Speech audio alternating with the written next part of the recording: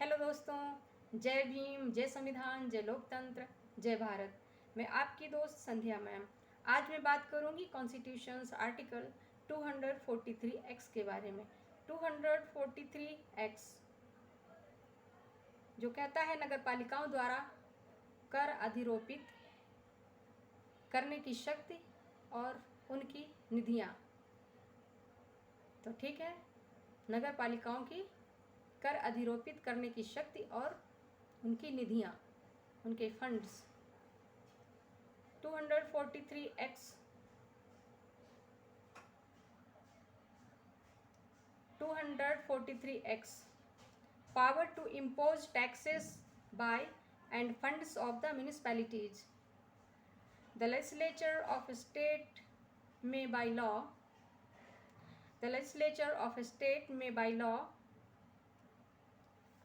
a authorize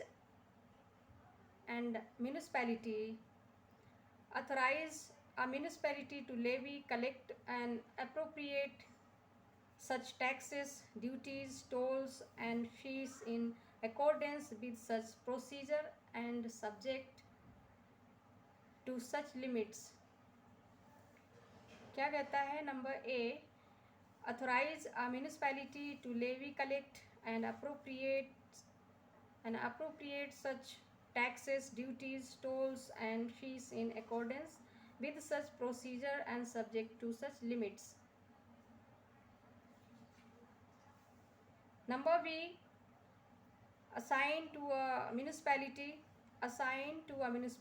such taxes, duties, tolls and fees levied and collected by the state government for such purposes and subject to such conditions and limits. Number C, provide for making such grants in aid to the municipalities from the consolidated fund of state. And D,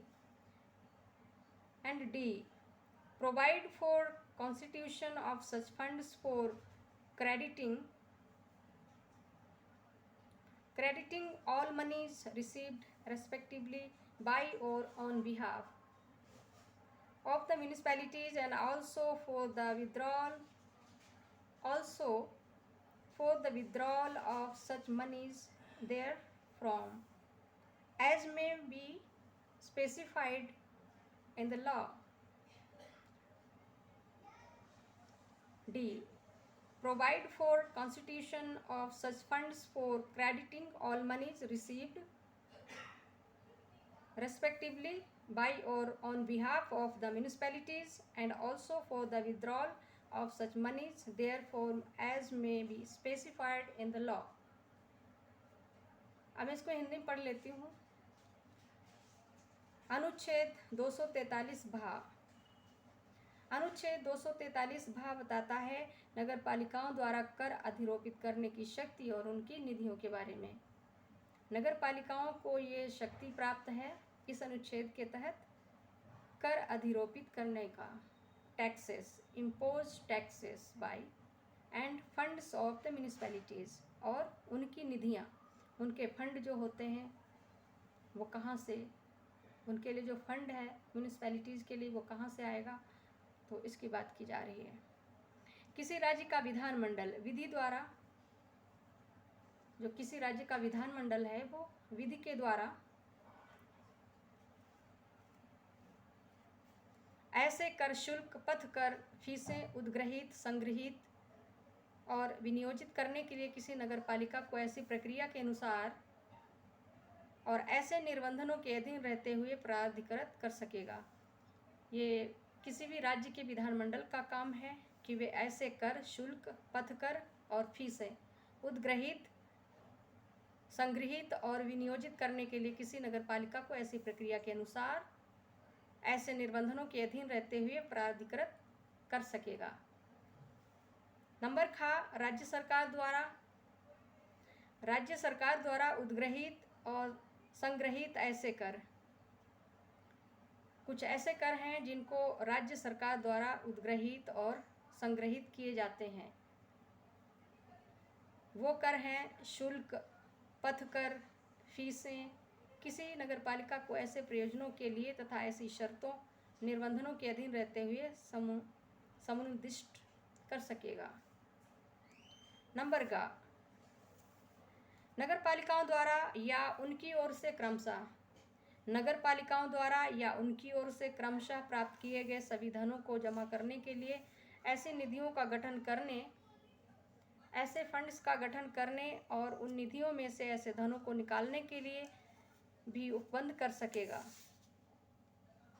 जो विधि में विनिर्दिष्ट किए जाएं, जो विधि में विनिर्दिष्ट किए जाएं, यानी नगरपालिकाओं द्वारा या उनकी ओर से क्रमशः प्राप्त किए गए सभी धनों को जमा करने के लिए ऐसे निधियों का गठन करने और उन निधियों में से ऐसे धनों को निकालने के लिए भी उपबंध कर सकेगा जो विधि में विनिर्दिष्ट किए जाएं।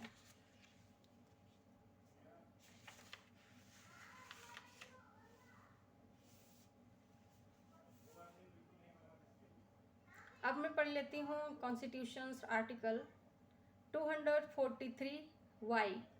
243 वाई बताता है फाइनेंस कमीशन के बारे में। फाइनेंस कमीशन क्या है? वित्त आयोग। Number 1, the finance commission constituted under article 243 first shall also review the financial position of the municipalities and make recommendations to the governor as to a the principles which should govern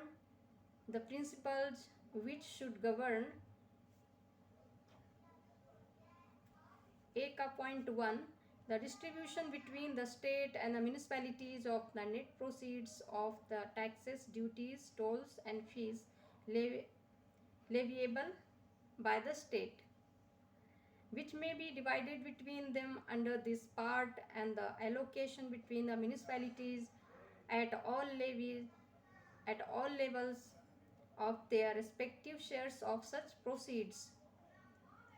A का number 2, the determination of the taxes, duties, tolls and fees which may be assigned to or appropriated by the municipalities.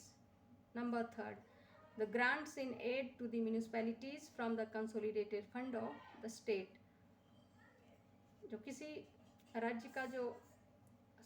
किसी राज्य की संचित निधि होती है उनमें से उनको म्यूनिसिपैलिटीज़ के लिए ग्रांट्स इन एड यानी उनको अनुदान दिया जाता है, उनको सहायता दी जाती है, क्योंकि म्यूनिसिपैलिटीज़ को अपने क्षेत्रों में डेवलपमेंट करने के लिए, economic development and social justice के लिए।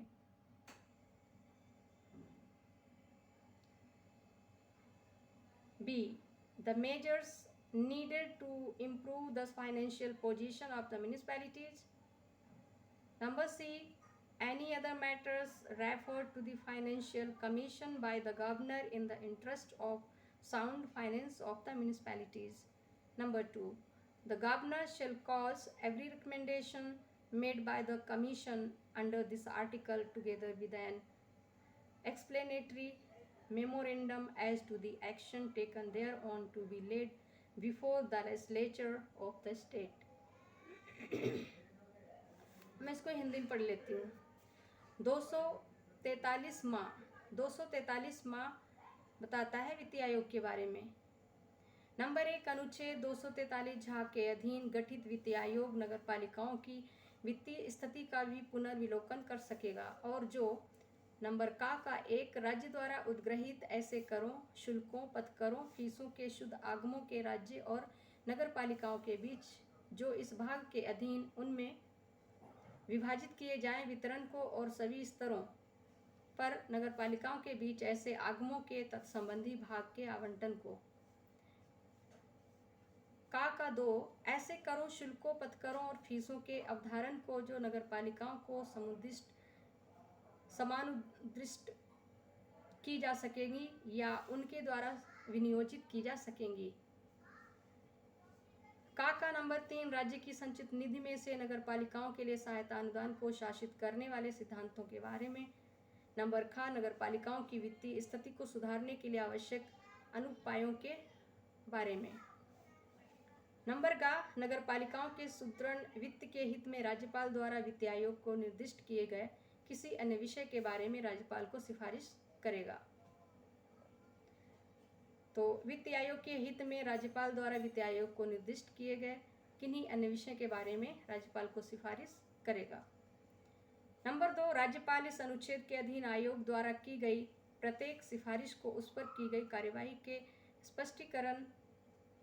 स्पष्टीकारक ज्ञापन सहित राज्य के विधानमंडल के समक्ष रखवाएगा। राज्यपाल इस अनुच्छेद के अधीन आयोग द्वारा की गई प्रत्येक सिफारिश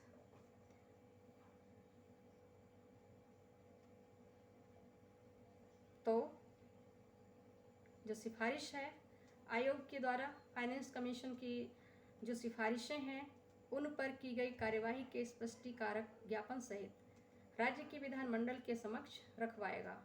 कौन? राज्यपाल की यहाँ पर भूमिका बहुत महत्वपूर्ण है, उनका कर्तव्य है, उनकी ड्यूटी है और उनको ये अधिकार राज्य के विधानमंडल के कानून में दिया गया है जो लिखित है। इसके लिए अनुच्छेद 243वां शक्ति प्रदान करता है राज्यपाल को। तो ठीक है, 243 या नगर पालिकाओं के लेखाओं की संपरीक्षा के बारे में कल मैं बात करूंगी। ठीक है दोस्तों, आज के लिए इतना ही। कल मैं मिलती हूँ नए अनुच्छेद के साथ। जय भीम, जय संविधान, जय लोकतंत्र, जय भारत। हाँ, मेरे चैनल को सब्सक्राइब करें, like, share and comment please.